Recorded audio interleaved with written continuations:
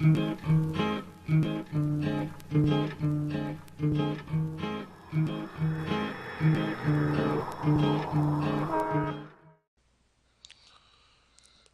the sake of time, I'm going to start with an existing project that I'm working on. So I'm going to come in and click on continue editing.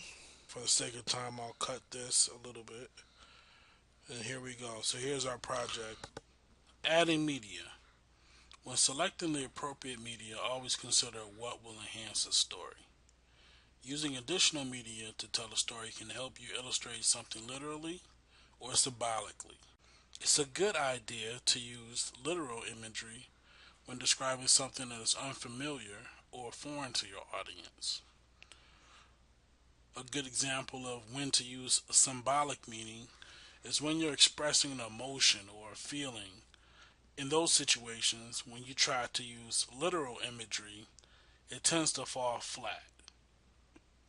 For example, if you needed to illustrate time passing, showing footage of a clock on a wall, which is a very literal approach, doesn't convey as much as time lapse footage of time moving very quickly.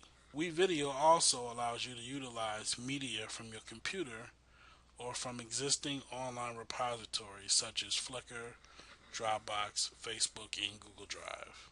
When it comes to sequencing, which is how you arrange your clips on your timeline or in your storyboard, media assets can be arranged in any order. So feel free to present your content in a different order than they occurred in real life, especially if it helps tell the story better. One thing to consider is providing visuals of the environment is a good way to set the scene and help people to connect to your story better. When it comes to editing, WeVideo is a digital or nonlinear editor, which simply means that the software creates a visual representation of your footage or clips that you drag to your timeline and edit. By editing clips instead of raw footage, you have the freedom to start over again or create different videos using the exact same footage. When you only need a portion of the footage in a clip, you can trim the excess footage by dragging the borders of the clip inward from either side. Using transition and themes. In order to smooth out the appearance of your video, you can apply transitions between clips.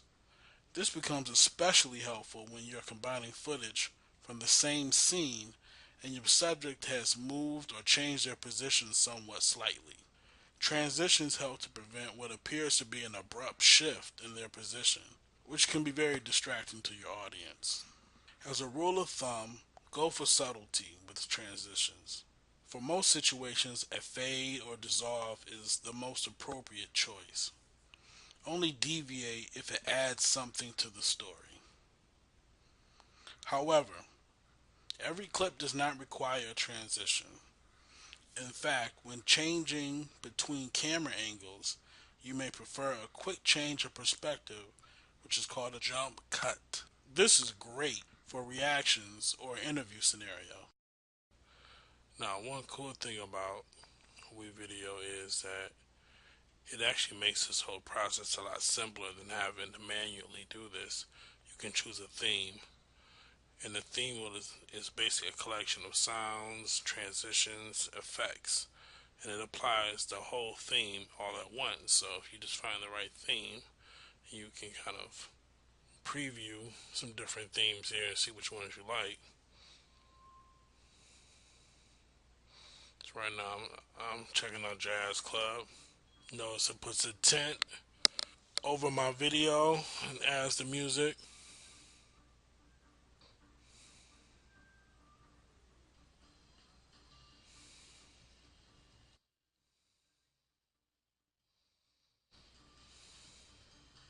And if I like it, I just say use this theme.